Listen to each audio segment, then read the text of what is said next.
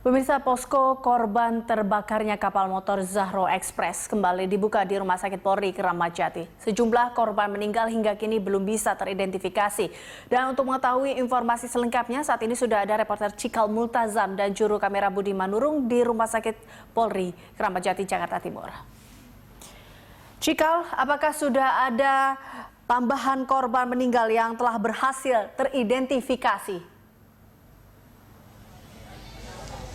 Eliza, hingga saat ini ke-20 korban jiwa masih belum bisa teridentifikasi. Namun posko untuk keluarga korban jiwa yang tewas dalam insiden KM Zahro beberapa hari yang lalu di sini masih didirikan dan sejumlah keluarga di sini telah ramai di belakang saya untuk dimintai keterangan oleh pihak kepolisian, karena memang sebelumnya pihak kepolisian telah meminta kepada para keluarga korban ini untuk datang memberikan keterangan dan juga untuk melengkapi beberapa dokumen untuk kepentingan data-data antemortem. Karena beberapa waktu yang lalu pihak dari kepolisian atau pihak dari Rumah Sakit Polri telah memastikan bahwa seluruh data postmortem ini telah terkumpul. Hanya saat ini langkah-langkah dan upaya yang dilakukan adalah bagaimana mengumpulkan seluruhnya data-data antemortem yang terkumpul.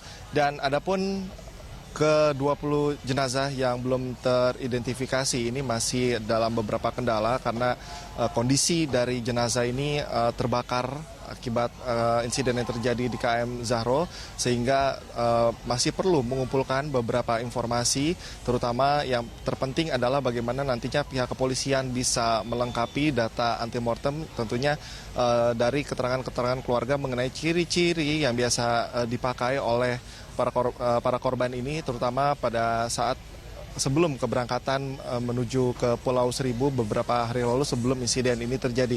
Jadi kami di sini masih menunggu bagaimana informasi selanjutnya dan berupaya untuk meminta keterangan langsung dari pihak rumah sakit mengenai identifikasi lanjutan dari korban jiwa ini. Eliza.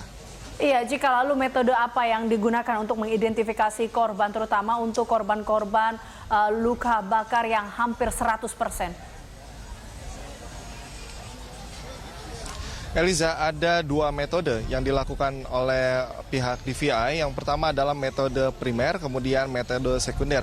Metode primer adalah identifikasi yang dilakukan dari para korban ini melengkapi pada bagian tubuh mereka seperti gigi dan lainnya, kemudian DNA dari para korban. Kemudian data atau metode berikutnya adalah metode sekunder. Ini adalah ciri-ciri yang biasa dipakai oleh para korban seperti gelang, kemudian bekas operasi dan juga lainnya. Sebelumnya ada 3 korban jiwa yang sudah teridentifikasi. Identifikasi ini juga dilakukan setelah memakai kedua metode tersebut. Ada 1 korban yang teridentifikasi melalui metode primer dan 2 korban yang teridentifikasi dari metode sekunder seperti gelang pada kaki yang dipakai.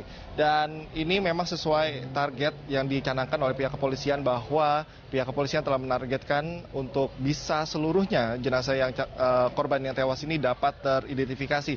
Apabila nantinya terdapat kendala seperti luka bakar yang begitu parah dari para korban ini sehingga menyulitkan proses identifikasi, maka akan dilakukan langkah tes DNA. Dan tes DNA ini akan berlangsung sekitar 5 hingga 7 hari. Namun pada saat ini dua metode tersebut masih dilakukan.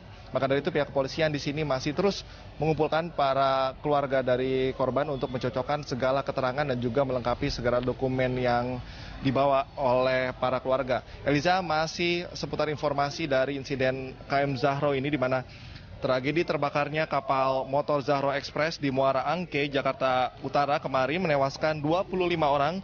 3 jenazah telah berhasil diidentifikasi, sementara korban meninggal lainnya yang mengalami luka bakar 100% masih belum bisa diidentifikasi. Dan berikut nama-nama para korban.